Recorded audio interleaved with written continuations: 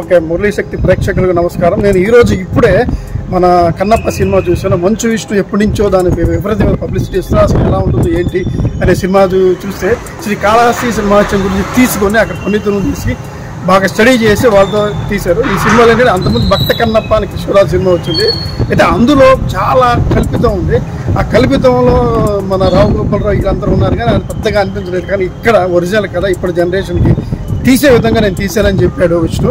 ఆ విష్ణు గారు ఎలా తీశారు ఏంటి అనేది అందులో రకరకాల పాత్రలు రావడం, ఒక తిన్నదో కథ, శివభక్తుడు కథ, అర్జునుడు పూర్వాంశం, కృష్ణుడు అర్జునుడు వంశం కథ. దీని తనదైన శైలి ఎక్కడ బోరు కొట్టకుండా తీశాడు. ఫస్ట్ హాఫ్ అంతా ఏంటో అనిపిస్తుంది, కానీ మోహన్ లాల్ వీళ్ళందరూ యాడ్ అయిన తర్వాత అసలు ప్రభాస్ ముందు మోహన్ బాబు గారి క్యారెక్టర్ అసలు హైలైట్ ఈ సినిమాలో. మోహన్ బాబు గారి క్యారెక్టర్ అసలు శివలింగం అనేది వాయులింగం ఎలా ఉంటుంది, ఎలా పుట్టుతుంది, దాని అసలు భక్తుడు ఎవరు అనే విషయంలో అద్భుతంగా సెకండ్ హాఫ్లో పోయింది. దీనికి అసలు ప్రాణం పోసింది ఒక రకంగా చెప్పాలంటే ప్రభాస్ క్యారెక్టర్.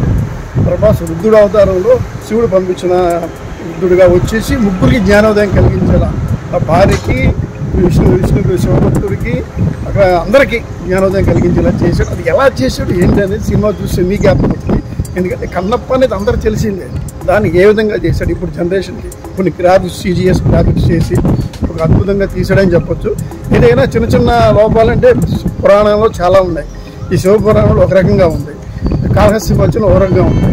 ఇలాగా శివపురాణంలో శివభక్తుడిగా ఉన్నప్పుడు అందరూ ఇతను గేలి చేస్తారు. అక్కడ ఋషులు వచ్చి సపత్తి చేస్తుంటుంటే ఇతను భూకంపం వస్తుంది. ఒక అద్భుతమైన ఇది అంటే ఏం టచ్ చేయకుండా చక్కగా తను అనుకునేది కాళహస్తి మహోత్సవంలో తీసాడు. అది చక్కగా అందరూ చూడదగ్గ సినిమా.